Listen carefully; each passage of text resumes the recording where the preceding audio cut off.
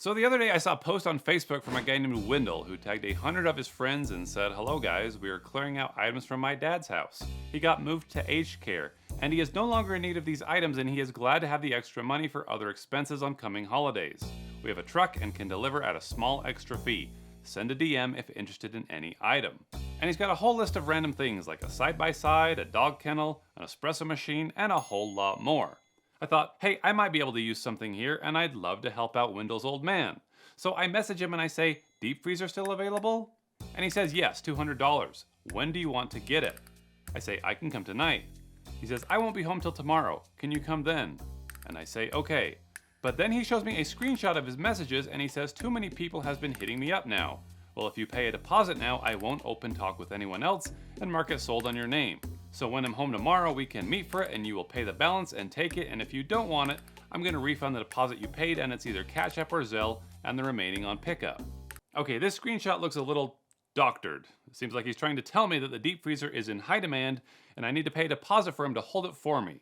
He says, "You can deposit $100 down now so I can consider it sold to you already." And I say, "Okay." He says, "How are you depositing? Cash App or Zelle?"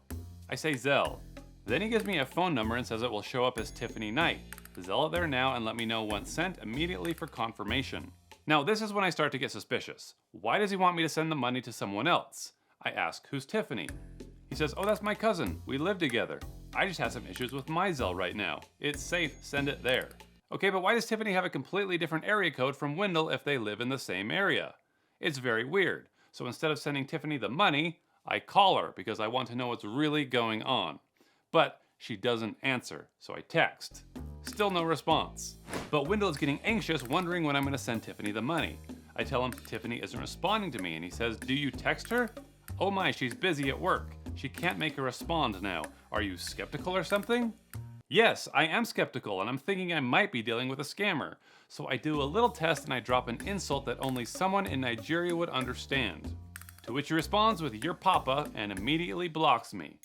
Okay, well that was interesting, and now I'm curious, so I take the first paragraph from his post and I do a search on Facebook, and I'm shocked to see dozens of more posts from random people all over the country saying the exact same thing, word for word. And if any of you watching this right now want to do the same thing, you can take this paragraph and go to Facebook and likely see what I'm seeing. Tons of profiles selling used stuff for their elderly dad. Here's a nice looking guy named Randy with the same post on his profile.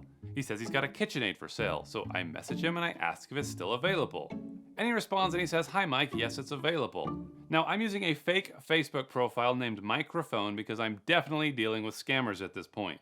I reply and I say I'm interested. And then he goes on to say the same thing about not being home till Sunday, and he wants me to make a deposit to reserve my item. And he provides me with the Venmo account for a guy named Cedric. Once again, he wants me to send the money to some other person. So I ask for Cedric's phone number, but he says why? You don't need the full number to make payment. Now I really want to talk with Cedric and figure out who these people are, but since he's not going to give it to me, I throw out another Nigerian insult just to see how he responds. Those are some strong words from this nice old man. And all these posts are turning out to be the same thing. Here's a guy named Brian who wants me to pay someone named Jerome. Here's a woman named Shurahonda who wants me to pay someone named Christopher. And every single time they end up cursing me in Nigerian when they don't get what they want. Ọ fojú sunkún rẹ ni. Ọ gòkè sùn wá ọ dà fún ìdààmú ni ò ní jèrè ayé ò ní dáa fún ọ olórí burúkú. So it seems that what I've uncovered is a scam that's originating in Nigeria. They get you to send money for items that they don't own and that you'll never get. And these profiles aren't brand new pages. They've been around for years and have hundreds of friends, which means they've all likely been hacked within the last few weeks. Scammers have even hacked pages for sick children, which is even more despicable. But if these scammers are in Nigeria, then it's hard for them to collect money from victims in the US. So they're using these middlemen and women to do it for them, since Zelle and Venmo don't work in Nigeria. These people are also known as money mules because they're moving the money for the scammers. And I've always wondered how these mules get involved with Nigerian scammers, and I was determined to find out.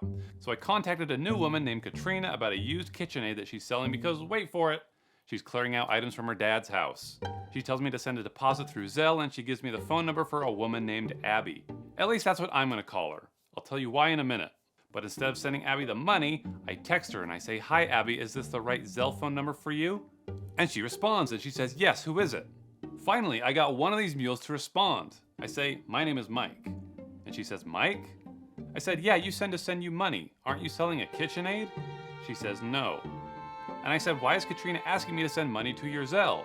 I even showed a screenshot of Katrina asking me to send her money. And she must have been shocked because she immediately calls me. Hi, this is what is going on? I don't know. I'm talking to this lady named Katrina on Facebook who's selling a KitchenAid, and she said to send you money. I don't know anyone named Katrina. Well, that's weird. Have you ever received a Zelle payment from somebody and then asked to like buy Bitcoin or something like that?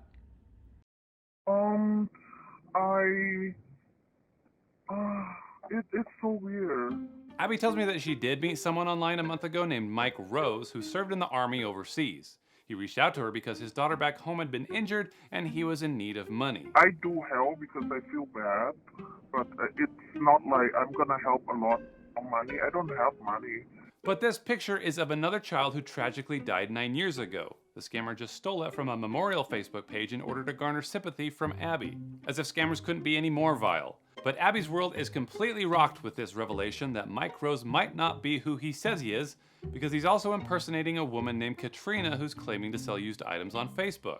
But I really want to get to the bottom of this, so I have a deal for you, and you can tell me if you want to do it or not. But I want to send you this $100, and I just want to I'm not asking for you to send it back or anything. I just don't want you to send it to them. But if I send you the $100, I just want to know what the scammer says to you. Like, they might come to you and ask you if somebody sent you money. I just really want to know what they'll say to you. And Abby agrees because she wants to know as much as I do. So I follow Katrina's instructions and I send $100 to Abby through Zelle. Katrina then asks me for a screenshot of the transaction, which I provide. I say, did you get it? Then she says, hold on, let's check. I'm refreshing now. So now the scammer is going to go presumably ask Abby if she's received any incoming Zelle payments. And Abby shares screenshots with me showing that is exactly what's happening. Mike Rose says, hello baby, did you get $100? Abby says she did and she asks who it's for. But Mike Rose says nothing about a KitchenAid. He says this is money to help his friend James, who is in the hospital and needs food. He wants Abby to do as she did before, use it to buy Bitcoin and send it to him. And thus we see that scammers get their mules to collect money from victims and send Bitcoin by making them think that they're doing a favor for a friend. But in reality, they're involved in a scam, and that's why I'm hiding Abby's name, because she's just as much of a victim as anyone else. So once Abby realizes what's going on, she blocks Mike Rose. But this scammer isn't ready to let go of his precious money mule, so he begins messaging her from another number, crying and begging her to talk to him again. But in doing this, he blows his cover because the area code is from Nigeria, as you can see. And if you discover that you've been duped into working as a money mule, the best thing to do is cut off all communication with them and notify your bank. But this guy just wouldn't stop bothering Abby. So that's when I decide to take over and pretend to be her. I messaged the phone number and I said, hi Mike, it's me. My phone broke. And then he said, OMG, Abby, is that you? I cried, Abby. But I continue our conversation and I say, what is this money that someone sent me? He says, it's for James' hospital food. Then he asks if we can talk on Telegram because he probably doesn't want me seeing this Nigerian phone number. He claims that a friend of his sent the money to me so I can send it to Mike Rose so he can give it to James in the hospital. This scammer has spun quite a web in order to launder this money, but I'm going to complicate things even more. Let's break it down. Mike Rose is the guy who developed a relationship with Abby. Katrina is the lady selling a KitchenAid, and Microphone is the buyer. Both Mike Rose and Katrina are being played by the scammer, and both Microphone and Abby are being played by me, since the real Abby has removed herself from the story. But the scammer doesn't know that. So I have Abby tell Mike Rose that she's getting texts from a guy named Microphone about a KitchenAid. And these are just text messages that I sent myself to fool him.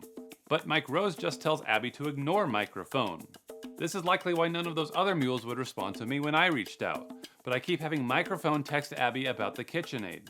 And this gets the scammer nervous, so he goes back over to Facebook as Katrina, and he asks Microphone why he's texting the number. I say, I want my KitchenAid. I'm calling the police. Katrina says, stop texting the number and you will get your stuff. But Microphone is pissed, so he says, I'm on my way to Abby's house. The KitchenAid better be there.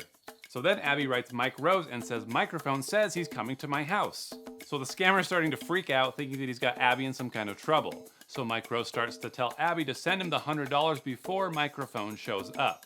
But soon I have Abby say there's a man at my house. He says, a man? Yes. Doing what? He wants my KitchenAid. Who is this man you sent to my home? And then he starts to melt down, thinking that he's caused Microphone to look up Abby's address and come find his KitchenAid that he paid for. He says this is not the truth.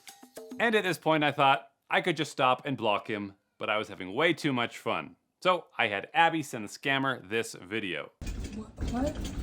Hello? Hey, you Katrina? You got my No, KitchenAid? what? Where is it? It's over. What do you want? And this was just something that I staged at my parents' house because they happen to have the same model of KitchenAid. I did this to make it look like a crazy guy just broke into Abby's home and stole her KitchenAid. What? And my little production must have scared him because he was like, who is this man? I don't know this guy. Is this a joke, babe? We only use your Zelle, Abby. I didn't give anyone your address. Don't you even trust me? And Abby said, the man stole my KitchenAid.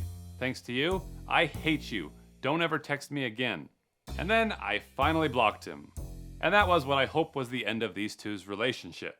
But then I went onto Facebook as Microphone and I sent Katrina a picture saying, got my KitchenAid. And then for fun I sent him this recording that another scammer sent me. Ọ fojú sunkún rẹ ni. Ọ gòkè ṣùgbọ́n báyìí ọ dà fún ìdààmú ni ò ní jẹ́rìí. Hopefully that messes with his head for a few days and causes him to reconsider his line of work. Because if you have that much creativity to string together an operation like that, I'm willing to bet that you could do something legitimate instead. Thank you for watching, everybody, and be careful when you see someone on Facebook clearing out items from their dad's house. Let me know in the comments what kind of experiences you've had, and I'll see you in the next video.